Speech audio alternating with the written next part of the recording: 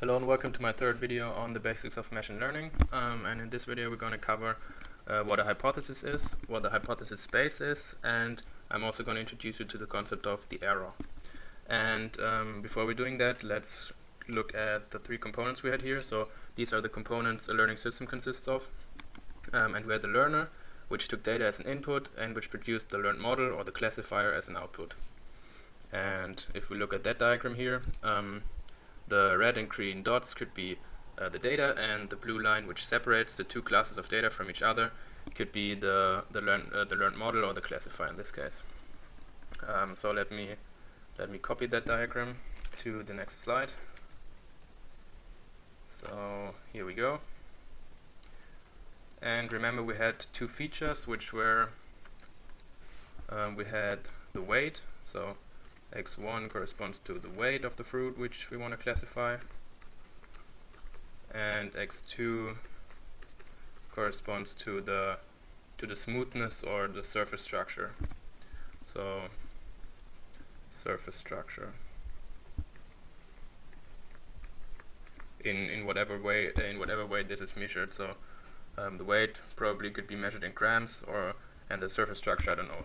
We could imagine any measurement for measuring the surface structure, but it doesn't matter here. So we have these two features, and we learned this model using the two features and the data points. So, and what is a hypothesis now? So a hypothesis is basically anything that is a candidate for something that could potentially represent the target concept you're trying to learn. So and this is before you have seen any data point. So what does it mean? For example, if you're trying to learn the concept of an apple using two features, in this case weight and surface structure, one hypothesis could be, for instance, that anything which has a weight higher than 100 grams and a smoothness higher than 4.5, whatever that means, is an apple. Alright, that would be one hypothesis. Or another hypothesis in this case would be to assume that apples are things which weigh more than 145 grams and have a smoothness larger than or less than 11.8, let's say. So the hypothesis is something that could potentially represent your target concept. In this case, our target concepts are apples or oranges or bananas or whatever. So in this case, basically this could be a hypothesis. And also this one could be a hypothesis, or actually also this one could be a hypothesis, or this one, or whatever. So the hypothesis, as you can see, the hypothesis is dependent on the feature space you selected, as well as on the capacity of the learner. So in this case we have a two-dimensional feature space, so our hypothesis live in two-dimensional space, as you can see here. And it's also dependent on on the capacity of the learner. So in this case we have a linear classifier, because we have linear lines, as you can see, we have linear decision boundaries.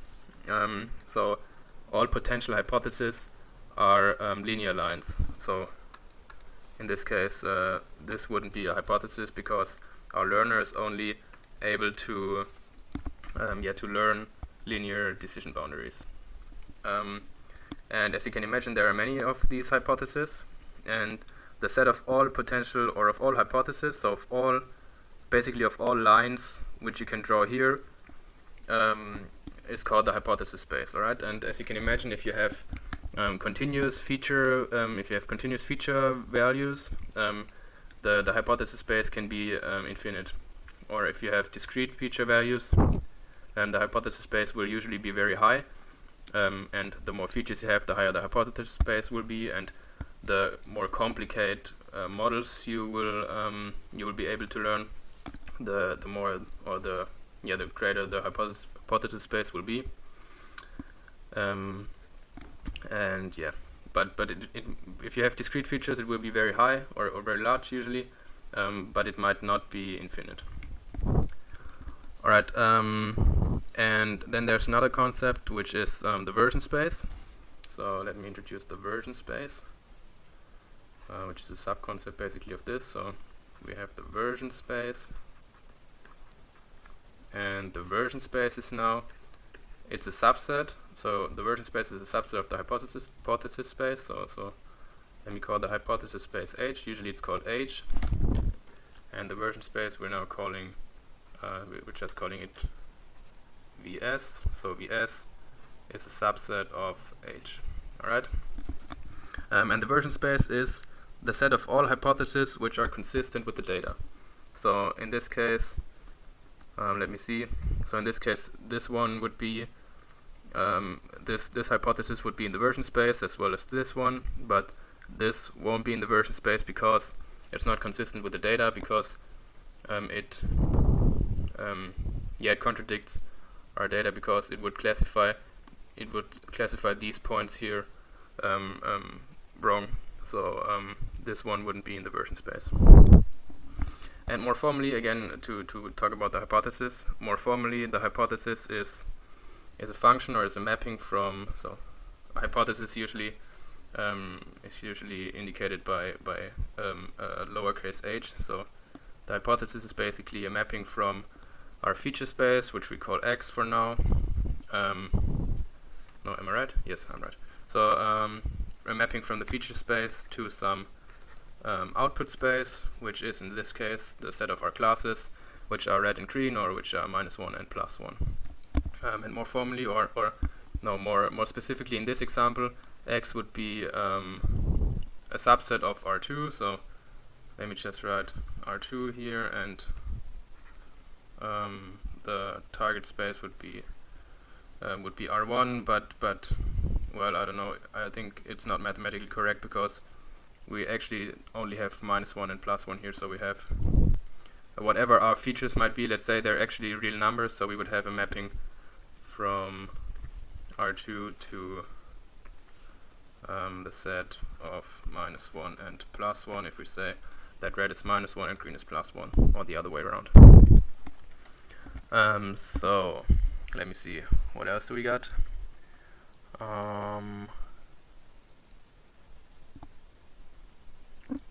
One moment. Yeah, alright. Alright, and as I mentioned, again, the hypothesis space size depends on how large the hypothesis space is, depends on how many features you have, so the dimensionality of the feature vector, as well as on the capacity of the learner. So as I said, we have a linear learner here, so this is pretty simple learner. It doesn't have that much capacity because it can only learn straight lines. But the hypothesis space size also depends on the capacity of the learner. And one thing I forgot to mention is that it also depends on the size of the target space. So in this case we have -1 and +1, but we could also have more classes or even continuous outputs. So yeah, that's the parameters the size of the hypothesis space depends on. Alright, and yeah, that's the version space here. So another concept, let me introduce you to another concept, which is the error. We will need the error, or you will find the error very often when you deal with machine learning. So the error is basically, or let me begin with data again. So let's say we have some data, some input data, which we want to learn from, and again we have green and red dots, which could represent fruits again. And what you usually do is you separate the data into two subsets. So you say you make a 50-50 split and do something like this. Oh, doesn't look very nice. So yeah, I think it's okay. So you do a 50-50 split on your input data, and you say the one side or the one subset of the data is the training data, and the other one is the test data. Alright, so the training data are those data points you actually learn your classifier on.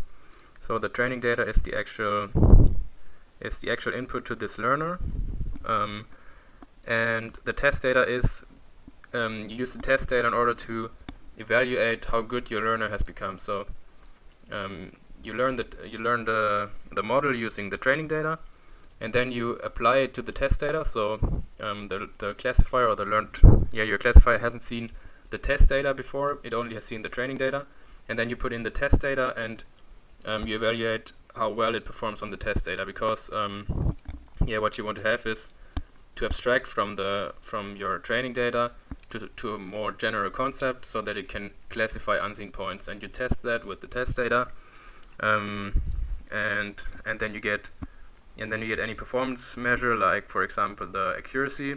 So let's say you've learned a classifier, and now you put the test data in, and the test data is also labeled, as you can see, and you now put the test data in, and now you see that the classifier gets, if you have 100 examples or 100 examples in the test set, and it classifies 80 of them correctly and the other 21 wrongly, meaning that, for example, a green dot were classified with red and the other way around. So in that case you would have an accuracy of 80% or an error of 20%. Alright, and you have to distinguish between two, so to say, types of error, because you have to distinguish between 3 types of errors. So you have the training error. Let's just call it train. Then you have the test error, and then you have the real error. And the difference is the following. So actually the real error is what you want to minimize in the end, because the real error is the one that, or it's the error on any potential data point that might come into your classifier at some time in the future. So that's the one which you actually want to minimize. You want your classifier to be as general as possible, and as accurate on new unseen data points as possible. But obviously you can't observe this one, because you don't know which data the classifier might have to classify sometime in the future. But so that's the one you want to minimize, but you can observe it and you can't minimize it directly. And then there's the test error. This is what I just mentioned. It's the error on the test set. So in the previous example, you had an error of 20% because 80 examples were classified right and the other ones were classified wrong. And then there's the train error, and this one is the only type of error that your learner, so that your learner here is able to observe, because your learner only sees the training data, so it only can estimate, or it only can compute the error on these data points. While it's learning, it hasn't seen those data points, and obviously it also hasn't seen any other data points, but it can only minimize the training error. And the point is now that minimizing the training error doesn't necessarily mean that you are also minimizing the test error or the real error. You assume that you do so because you can't really observe those two, or you can observe this one, but the learner can't observe this one while it's learning, and you can't observe that one because you don't know the data. But basically you're assuming that by minimizing the training error, you're minimizing the test error, but that's not necessarily the case. So you have to make some further. You have to think further about your learning process, or more sophisticated, in order to avoid that by minimizing your training error, your test error actually goes up. So this could be the case, and that's what's called overfitting. Imagine the following. So we have again some data points, green and red ones.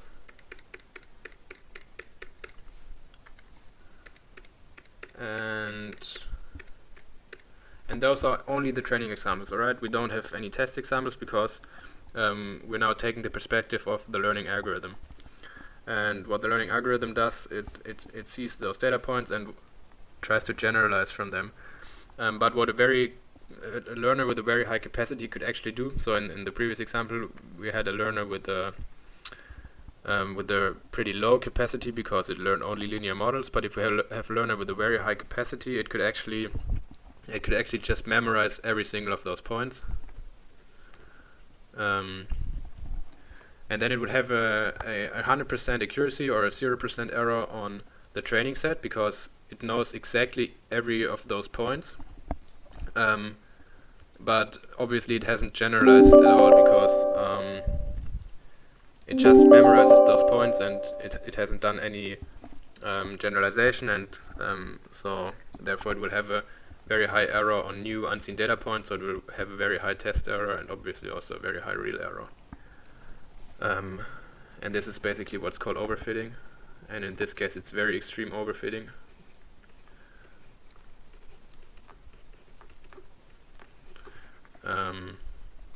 And usually you can draw graphs like the following. So, sorry.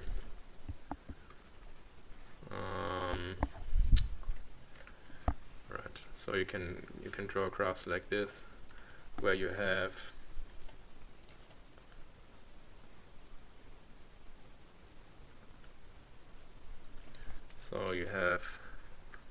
on one axis you have the error,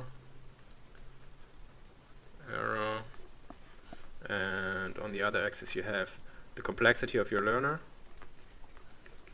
And again, this learner has a very high complexity, or extremely high, or the maximum possible capacity, and this one has a either a rather low capacity.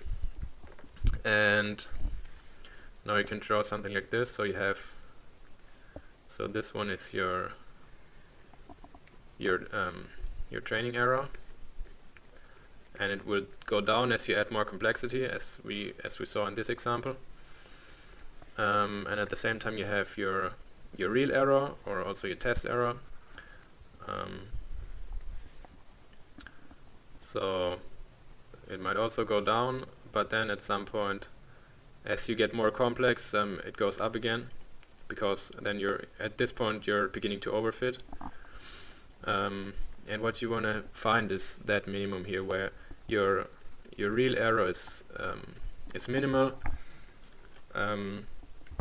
although you can't observe that one. So you have to think about how to minimize the train error while at the same time and getting more complex, or maybe not getting more complex, while at the same time not doing any overfitting. And that's beyond the scope of this video, but what you could do, or what one simple method to avoid overfitting to some extent would be to, while training or while the learner is training, you could evaluate it on the test set. So you train the learner to some extent of, or to some complexity, using the training data.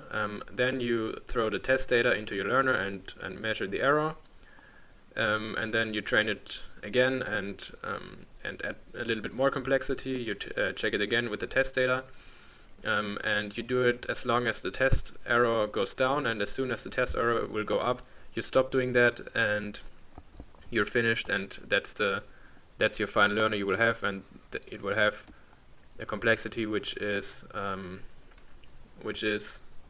at the minimum of your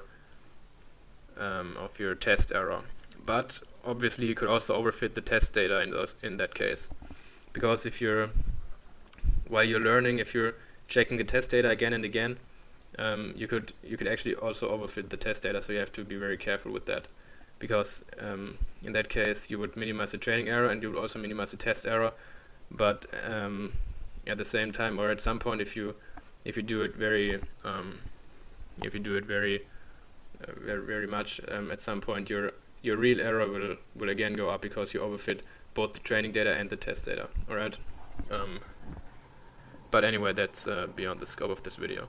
So what we've talked about is the different types of error and what your final goal is, namely to minimize the real error by minimizing the train error and some other things which we want to cover in the next video. So in the next video we want to cover how to minimize the real value by minimizing the training error and something else.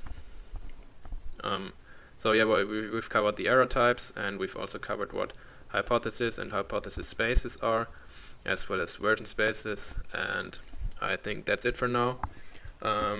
Thank you for watching. In the next video we're going to cover the so-called VC dimension, which is what I just mentioned here. And it's a pretty formal but very interesting concept to understand. So yeah, so the VC dimension is covered in the next video. And yeah, thank you for watching, and see you then.